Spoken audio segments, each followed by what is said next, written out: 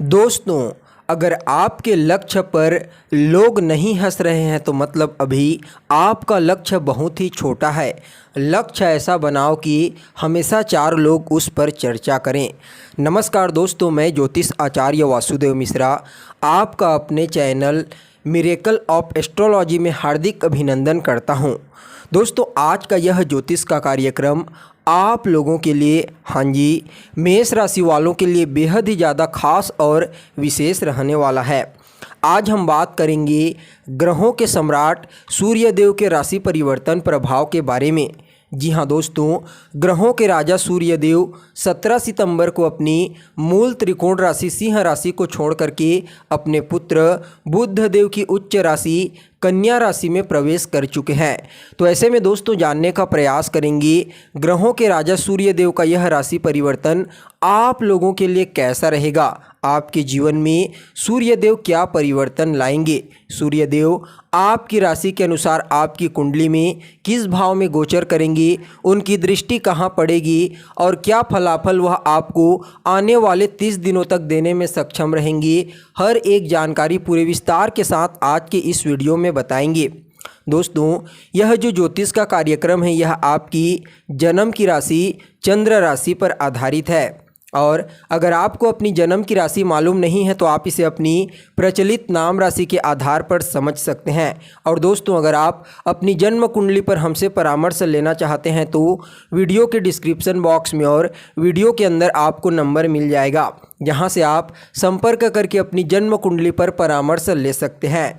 तो दोस्तों देखिए, सूर्यदेव जो होते हैं वह हमारे लिए बहुत ही महत्वपूर्ण ग्रह माने जाते हैं। सूर्यदेव के बिना इस संसार में किसी भी प्रकार से ऊर्जा की कल्पना नहीं की जा सकती। मतलब सूर्यदेव ही वह ग्रह होते हैं जो इस दुनिया में हर चीज़ को संचालित करने के लिए मुख्य माने जाते हैं। सूर्यदेव के बिना इस दुनिया में कोई भी चीज़ क्रियान्वित नहीं हो सकती। इसलिए ज्योतिष शास्त्र में भी सूर्यदेव को महत्वपूर्ण स्थान प्रदान किया गया है।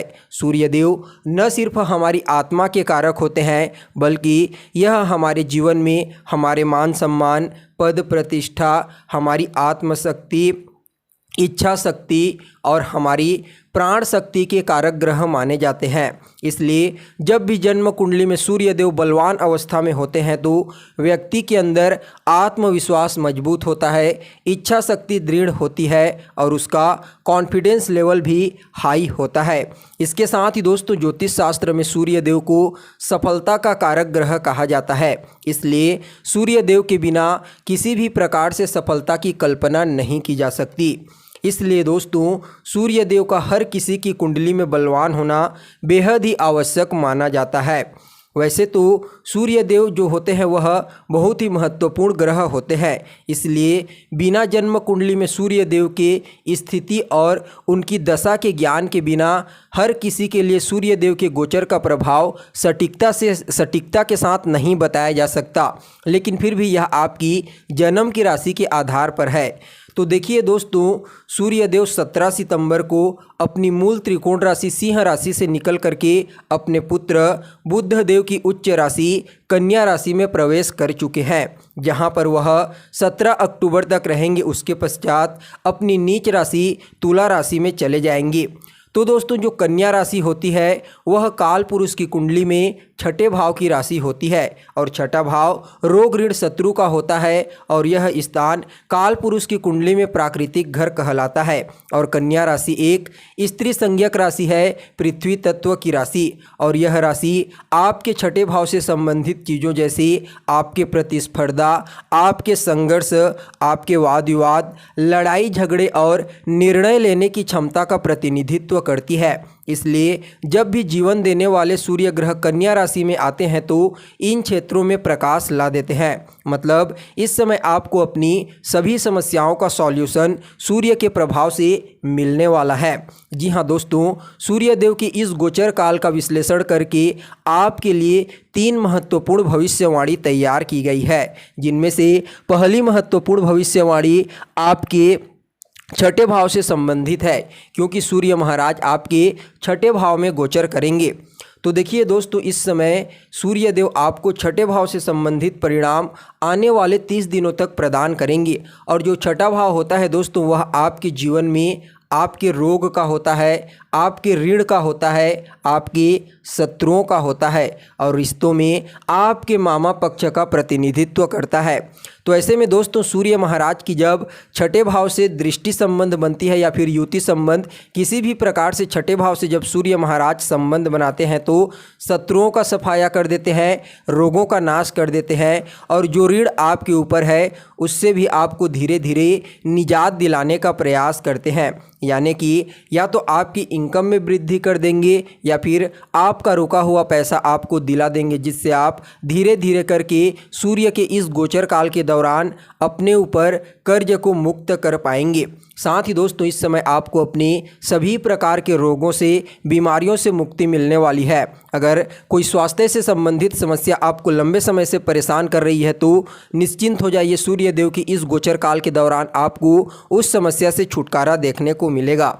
लेकिन दोस्तों, इस समय मामा पक्ष के साथ रिश्ते थोड़े कमज़ोर हो सकते हैं, यानी कि आपके मामा के साथ आपकी वैचारिक मतभेद होने की संभावना नज़र आ रही है। इसलिए मामा पक्ष में इस समय बातचीत करते समय आपको अपनी वाणी पर नियंत्रण रखने की आवश्यकता है। साथ ही साथ क्रोध पर भी कंट्रोल करेंगे तो आपके लिए बेहतर होगा, क्योंकि सूर्यदेव अग्नि तत्व के ग्रह होते हैं और छठे भाव में गोचर करते हुए आपके व्यक्तित्व में क्रोध की मात्रा को बढ़ा देंगे। तो वहीं दोस्तों, आप लोगों के लिए अगली और दूसरी महत्वपूर्ण भविष्यवाणी आपकी पंचम भाव से संबंधित है, क्योंकि सूर्य महाराज आपके पंचम भाव के अधिपति बनते हैं। तो इस समय पंचम भाव से संबंधित परिणाम भी आपको प्राप्त होने वाले हैं। तो देखिए दोस्तों, सूर्यदेव आपके पंचम भाव के अधिपति बन करके आपके रोग ऋण शत्रु भाव में गोचर करेंगी। तो यह जो समय होगा वह आपके संतान के लिए उतना अनुकूल नहीं होगा। इस समय आपकी संतान को कार्य क्षेत्र में सफलता प्राप्त करने में कुछ कठिनाइयों का सामना करना पड़ सकता है। कुछ संघर्ष और मेहनत करने के बाद ही आपकी संतान को सफलता की प्राप्ति होगी। साथ ही दोस्तों, जो लोग प्रेम जीवन व्यतीत कर रहे हैं, रिलेशनशिप में हैं, उन लोगों को भी इस समय अपने पार्टनर के साथ बातचीत करते समय अपनी वाणी पर, अपने अहंकार पर और अपने क्रोध पर थोड़ा नियंत्रण रखने की आवश्यकता है। अन्यथा वैचारिक मतभेद, वाद विवाद और लड़ाई झगड़ा जैसी स्थिति उत्पन्न हो सकती है। तो वहीं दोस्तों, जो पंचम भाव होता है वह आपकी पूर्व के पुण्यों का होता है। तो ऐसे में पूर्व के पुण्यों का कुछ न कुछ साथ आपको इस समय देखने को मिलेगा। इसके अलावा सूर्यदेव सफलता के कारक ग्रह कहे जाते हैं और पंचम भाव जो होता है वह विद्यार्थियों का होता है, आपकी शिक्षा का होता है। तो अगर आप एक विद्यार्थी हैं, शिक्षा ग्रहण कर रहे हैं, तो यह समय आप लोगों के लिए अत्यंत ही श्रेष्ठ रहने वाला है। अगर आप कोई कंपटीशन एग्ज़ाम दिलाना चाहते हैं, कोई प्रतियोगी परीक्षा दिलाना चाहते हैं, तो इस समय सूर्यदेव आपको सफलता प्रदान करेंगे। तो वहीं दोस्तों, कहीं ना कहीं जो पंचम भाव होता है वह आपके जीवन में आपके करियर की सफलता का भी होता है और सूर्यदेव करियर के कारक होते हैं, छठे भाव में गए हैं, तो थोड़ा सा संघर्ष इस समय आपको करना पड़ेगा। तो वहीं दोस्तों, आप लोगों के लिए अंतिम और तीसरी महत्वपूर्ण भविष्यवाणी आपके द्वादश भाव से संबंधित है, क्योंकि सूर्य महाराज आपके छठे भाव में गोचर करते हुए अपनी सप्तम दृष्टि से आपके द्वादश भाव को दृष्टि गोचर करेंगे। तो ऐसे में इस समयावधि में आपको अपने द्वादश भाव से संबंधित परिणाम की भी प्राप्ति होने वाली है। तो देखिए दोस्तों, आपकी कुंडली का जो द्वादश भाव होता है वह आपके खर्चों का होता है, आपकी कोर्ट कचहरी का होता है, अस्पताल का होता है। इसके अलावा आपके मुकदमे, आपके जीवन में जो हानि होती है, जो भी व्यय होते हैं, उन सभी चीज़ों का विचार आपकी द्वादश भाव से किया जाता है। इसके अलावा कहीं ना कहीं द्वादश भाव आपकी निवेश को भी इंडिकेट करता है। साथ ही साथ विदेशी चीज़ों से भी जोड़ करके द्वादश भाव को देखा जाता है। तो ऐसे में सूर्य देव का आपके द्वादश भाव पर दृष्टि डालना कुछ मामलों में आपको थोड़ा सावधान रहने की ज़रूरत है। इस समय आपको अपने खर्चों पर कटौती करने की ज़रूरत है, अन्यथा फिजूल के खर्च हो सकते हैं। अस्पताल में, कोर्ट कचहरी, इन क्षेत्रों में आपको कुछ धन खर्च करने पड़ सकते हैं। लेकिन दोस्तों, जो लोग विदेश में रहते हैं, विदेश में नौकरी करते हैं, बिजनेस व्यापार करते हैं या फिर शिक्षा ग्रहण करते हैं, उन लोगों के लिए सूर्यदेव का यह गोचर काल बहुत ही उत्तम रहने वाला है। उन लोगों को अपने कार्य क्षेत्र में विशेष रूप से सफलता की प्राप्ति होने वाली है। या फिर अगर आप विदेश में कोई ज़मीन खरीदना चाहते हैं, कोई निवेश करना चाहते हैं तो इस समय आप कर सकते हैं। भविष्य में चल करके आपको अवश्य लाभ की प्राप्ति होगी। तो वहीं दोस्तों, जो द्वादश भाव होता है वह कहीं ना कहीं आपके धार्मिक कार्यक्रम में किए गए खर्चों को भी बताता है। तो ऐसे में सूर्य देव के प्रभाव से इस समय आपको कुछ धार्मिक क्रियाकलाप में खर्च करने का मौका भी मिलेगा। तो दोस्तों, यह तो हो गई आपकी जन्म की राशि के आधार पर सूर्य देव का कन्या राशि में गोचर का आपके जीवन पर प्रभाव। अब चलिए जान लेते हैं इस गोचर काल को बेहतर बनाने के लिए आपको क्या करना चाहिए। तो दोस्तों, नियमित रूप से रोजाना सूर्योदय से पहले सोकर के उठ जाइए और सूर्य देव के बीज मंत्र ओम घृणी सूर्याय नमः इसका रोजाना 108 बार जाप करें। साथ ही रविवार के दिन ज़रूरतमंद लोगों की मदद करें। इससे आपके लिए सूर्य देव का कन्या राशि में गोचर सकारात्मक रहेगा। तो दोस्तों, आपको जानकारी कैसी लगी कमेंट कीजिए, लाइक कीजिए और बने रहिएगा हमारे साथ। फिर मिलते हैं एक नए और ताज़ा एपिसोड में। तब तक के लिए नमस्कार।